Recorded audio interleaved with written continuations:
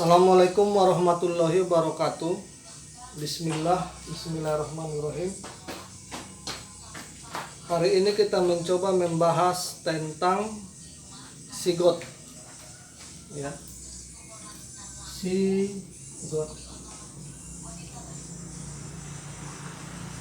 Jadi sigot ini dalam kata lain itu sering disebut sel induk. Sel induk. Atau sering disebut juga bahasa itunya stem cell, ya.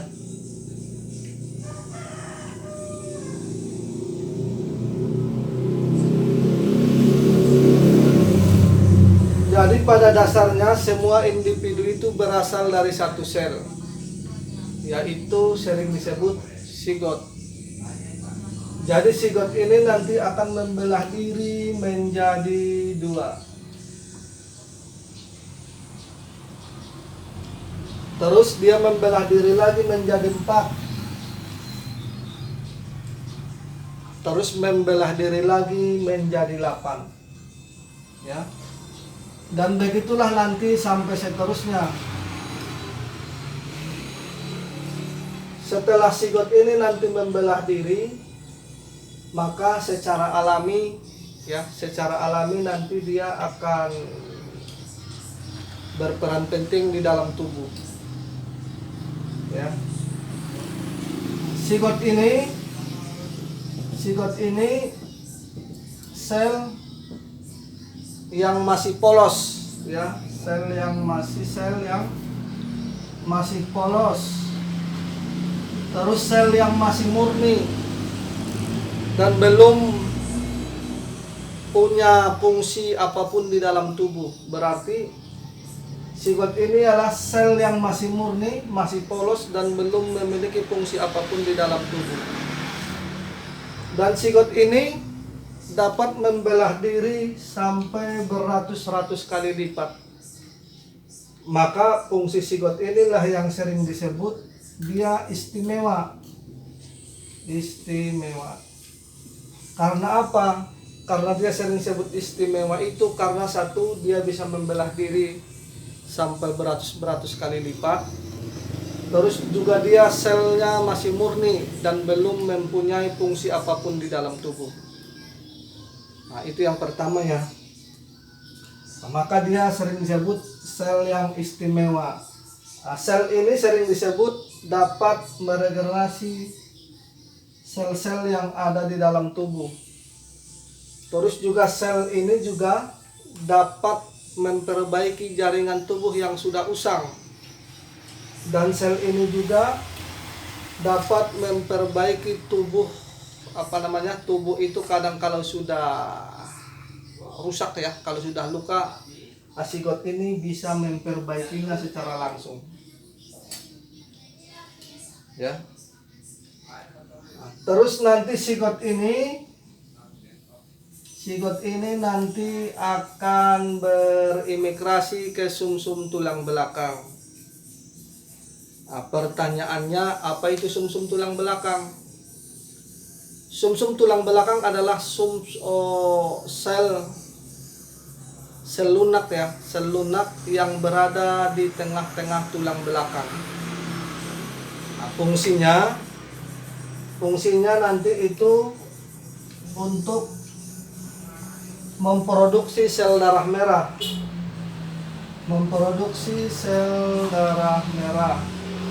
Yang kedua nanti fungsinya memproduksi sel darah putih. Yang ketiga nanti fungsinya memproduksi keping darah. Ya. Itu nanti fungsinya sumsum tulang belakang itu. Jadi bila nanti sumsum tulang belakang tidak bisa memproduksi sel darah merah, tidak bisa memproduksi sel darah putih, juga nanti tidak bisa memproduksi keping darah, maka tubuh itu tidak akan sempurna. Maka tubuh itu juga tidak bisa berfungsi dengan semestinya. Ya. Itu yang pertama. Yang kedua,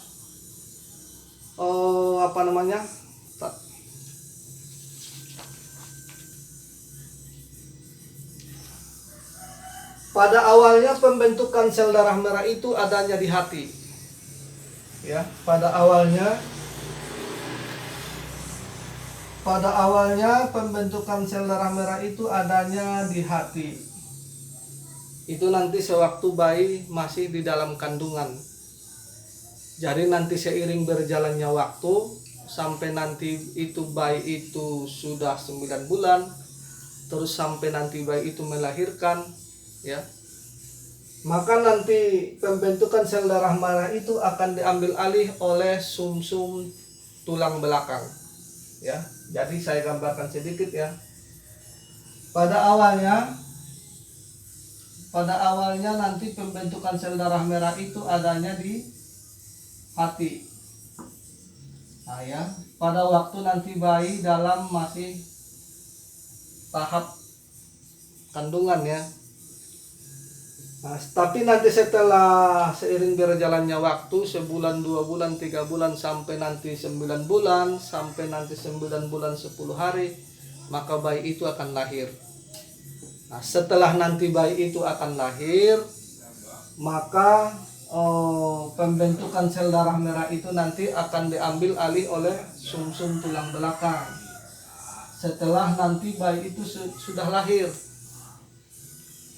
Nah, setelah nanti bayi itu sudah lahir, nanti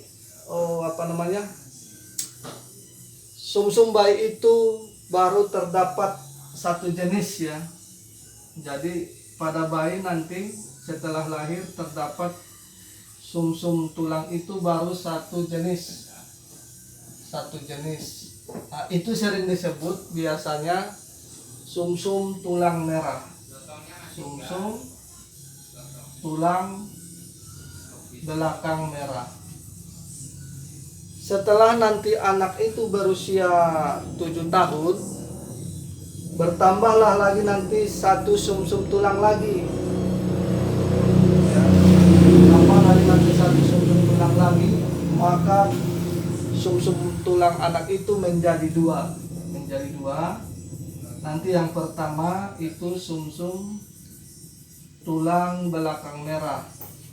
Yang kedua nanti sumsum tulang belakang kuning. Maka nanti antara sumsum tulang belakang merah dan sumsum tulang belakang kuning ini serupa tapi tidak sama fungsinya ya. Kalau sumsum tulang belakang merah ini nanti fungsinya untuk memproduksi sel darah merah, terus memproduksi sel darah putih, terus memproduksi keping darah. Kalau sumsum tulang belakang kuning biasanya dia kaitannya ke lemak. Ya. Terus nanti sel darah merah itu setiap harinya akan diproduksi oleh sumsum tulang belakang itu lebih kurang sekitar 220 juta sel darah merah per tiap hari. Nah, itu nanti akan sama juga nanti seperti 1%. 1% itu darah itu akan memproduksi untuk menggantikan darah yang usang setiap hari. Ya, maka setelah nanti darah itu sudah diproduksi, maka nanti lebih kurang sekitar 120 hari ya, 120 hari atau sering disebut sekitar 3 bulan, maka nanti darah itu akan dirombak lagi. Itu khusus sel darah merah. Sel darah merah. Terus sel darah putih itu nanti pematangannya tidak secara langsung di sumsum tulang belakang. Tapi pematangannya sebagian nanti berada di organ lain. Nah, bisa nanti pematangannya terutama di peredaran darah, ya, terus peredaran kelenjar getah bening, terus nanti peredarannya juga adanya juga di limfa dan usus, ya, peredarannya.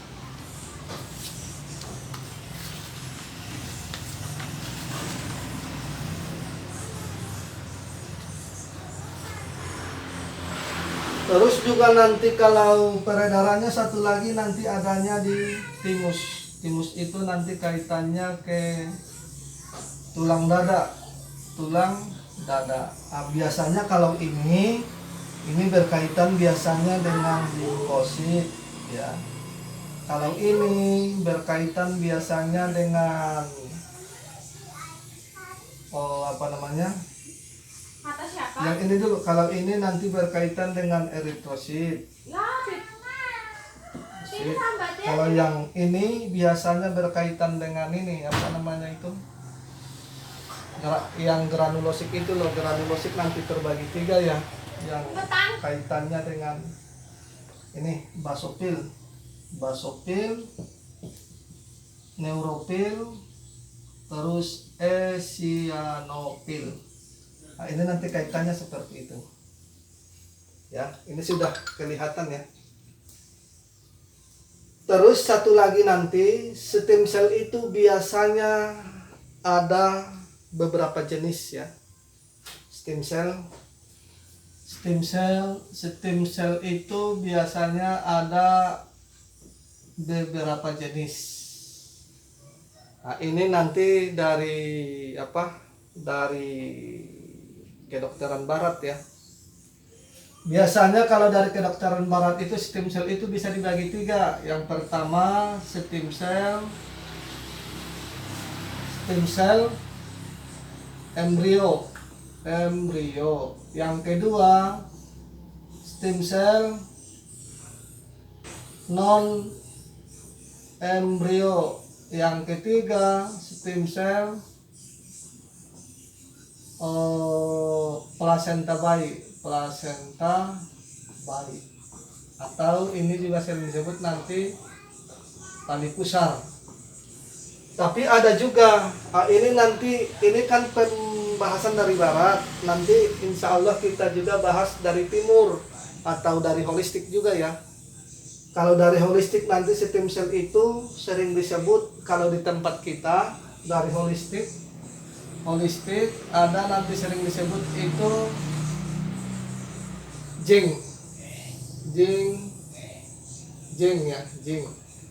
Kalau biasanya kalau nama obatnya di tempat kita itu jingsitonet. Kalau jingsitonet berarti artinya penguat jing ya, penguat atau penambah jing. Nah, ini biasanya kalau di tempat kita ada satu lagi nih. Stem cell yang terbuat dari bahan bakunya dari tumbuh-tumbuhan ya, tapi tumbuh-tumbuhannya itu nanti yang kaitannya ke ramuan. Ada juga nanti yang sering kita pakai sih yang ini, yang dari ramuan. Nah, itu biasanya untuk meregenerasi sel-sel yang ada di dalam tubuh ya. Seperti yang kita baca di yang kita baca di internet ya. Stem cell embrio ini satu, yang kedua stem cell non embrio, yang ketiga itu stem cell tali pusar. Stem cell tali pusar ini biasanya ini diambil dari dari tali pusar bayi ya, atau dari plasenta bayi. Terus itu nanti disimpan di bank stem cell. Nah, terus nanti itu kalau dibutuhkan baru bisa diambil biasanya untuk yang kaitannya ke penyakit yang berkaitan dengan darah ya. Kanker darah juga bisa.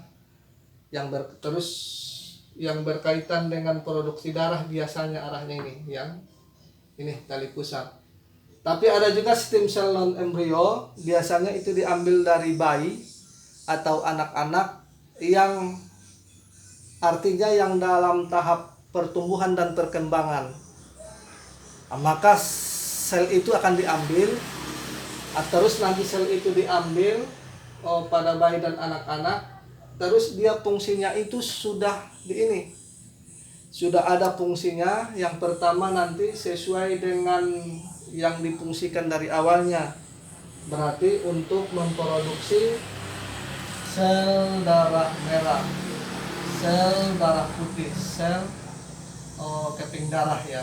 Ini nanti bisa, pembahasan ini nanti kelihatan jelas bila nanti kita masuknya ke ini ya, bukan pembahasan di sini ya. Ini nanti kelihatan lebih jelas nih.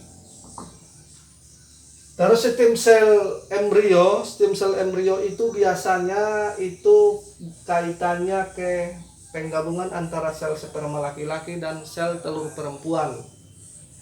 Nah, biasanya ini pada waktu berumur lebih kurang sekitar 3-5 hari. Nah, jadi stem sel embrio ini biasanya diambil dari bayi tabung, bukan diambil dari perempuan yang lagi hamil ya, atau lagi mengandung. Ini biasanya diambil dari bayi tabung. Nah, embrio ini sangat unik. Nah, satu, dia bisa membelah diri sampai beratus-ratus kali lipat. Terus embrio yang ini juga bisa nanti meregenerasi sel-sel yang sudah usang, dan bisa juga nanti meregenerasi sel-sel yang sudah mati. Nah, ini nih. Tapi yang sel yang ini biasanya umurnya 3-5 harian. Terus di ini biasanya di bayi tabung ya. Jadi bukan diambil dari rahim perempuan yang sudah mengandung. Nah, ini pembahasan kita hanya pembahasan sederhana saja dulu. Insya Allah besok kita akan tambah lagi ya, biar nanti urutannya lebih bisa kebaca. Tapi intinya nanti kita akan membahas di sini saja nih. Ini kan kita sudah jelas nih bahwa tulang belakang itu akan memproduksi sel darah merah, sel darah putih, dan keping darah. Nah, maka ini nanti yang paling patokan utamanya. Insya Allah besok kita sudah masuk ke komposisi darah, apa aja isinya nanti komposisi darah ya. Tapi intinya sih kita sudah dapat gambarannya nih, bahwa tulang belakang itu akan memproduksi sel darah merah, sel darah putih, dan keping darah. Ini yang akan kita ambil nih ya. Nah, ini. Jadi cukup sampai di sini dulu pembahasan kita hari ini. Wabillahi taufiq wal hidayah. Assalamualaikum warahmatullahi wabarakatuh.